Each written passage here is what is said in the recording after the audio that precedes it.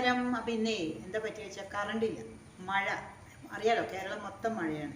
അപ്പോൾ ആ മഴ കാരണം എനിക്ക് ലൈറ്റ് ഇല്ലാത്ത കാരണം ഞാൻ ജനലിൻ്റെ അടുത്ത് വന്നിരിക്കുകയാണ്. അപ്പോൾ ഒരു സൈഡിലെ ലൈറ്റുള്ളൂ, ഒരു വശത്ത് ലൈറ്റില്ല.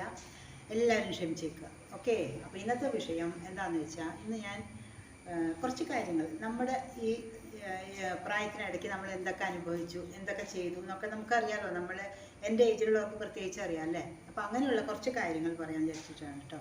അപ്പോൾ ആദ്യം പറയുകയാണെങ്കിൽ നമ്മളുടെ കടന്നുപോയ ദിനങ്ങളെ പറ്റി, അതായത് നമ്മൾ ഈ 55-56 വയസ്സ്, ഇപ്പോൾ എൻ്റെ പ്രായമായിട്ടോ ഞാൻ പറയണത്, ആ കടന്നുപോയ ദിനങ്ങൾ എന്ന് പറയുമ്പോൾ അതിലെന്തൊക്കെ സംഭവിച്ചിട്ടുണ്ടാകും. സന്തോഷം ഉണ്ടായിട്ടുണ്ട്, സങ്കടം ഉണ്ടായിട്ടുണ്ട്, പിന്നെ ഒരു മോശപ്പെട്ട പല അനുഭവങ്ങളും നമുക്ക് ഫേസ് ചെയ്യേണ്ടി വന്നിട്ടുണ്ടാവും അല്ലേ.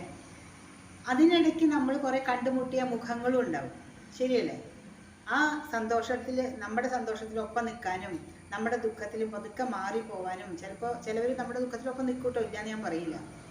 പിന്നെ നമ്മളുടെ കുറച്ച് ഉയർച്ചയിൽ നമ്മുടെ കൂടെ നിൽക്കാനും, നമ്മൾ കുറച്ച് സാമ്പത്തിക ബുദ്ധിമുട്ട് അനുഭവിക്കണമെന്ന് പറയുമ്പോൾ പതുക്കെ നമ്മളിൽ നിന്ന് അകന്നു പോകാനും, പിന്നെ നമ്മൾ വീണ്ടും സാമ്പത്തികമൊക്കെ ഒന്ന് വന്നു തുടങ്ങുമ്പോൾ നമ്മുടെ അടുത്തേക്ക് പിന്നെ വന്നു തുടങ്ങുന്നു. അങ്ങനെ കുറേ മുഖങ്ങൾ നമ്മൾ കണ്ടിട്ടില്ലേ.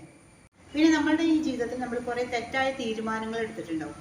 നമ്മൾ ആദ്യം എടുത്ത് ചാടി ഇങ്ങോട്ട് ഇറങ്ങും, പിന്നെ തോന്നും അയ്യോ ഇത് വേണ്ടായിരുന്നു, തെറ്റിപ്പോയല്ലോ, നമ്മൾ ചെയ്ത് ശരിയായിരുന്നു, നമുക്കത് തോന്നുന്നില്ലേ. പിന്നെ നമുക്ക് തിരുത്താൻ വേണ്ടി നമ്മൾ ശ്രമിക്കും, ശരിയല്ലേ.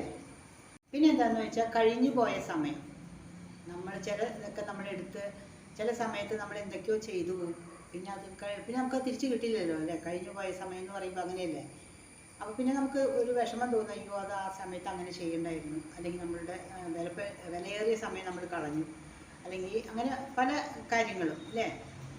പിന്നെ ഇതിനിടയ്ക്ക് വേദനിപ്പിച്ച വാക്കുകളുണ്ടാവും, പല ജനങ്ങളിൽ നിന്നും, പല ബന്ധുക്കളിൽ നിന്നും, സുഹൃത്തുക്കളിൽ നിന്നും, പിന്നെ സഹോദരങ്ങളിൽ നിന്നും നമ്മളെ വേദനിപ്പിച്ച ഒത്തിരി വാക്കുകളുണ്ടാവും അല്ലേ.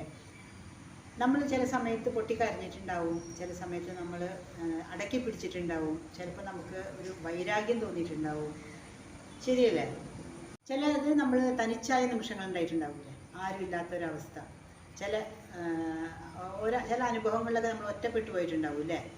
പിന്നെ നമ്മളെ ഒറ്റപ്പെടുത്തിയ ബന്ധങ്ങൾ, അതായത് നമ്മളെ മാത്രം അകറ്റി നിർത്തിയ ചില ബന്ധുക്കൾ അല്ലെങ്കിൽ സഹോദരങ്ങൾ, അങ്ങനെ നമ്മൾ ഫേസ് ചെയ്തിട്ടില്ലേ.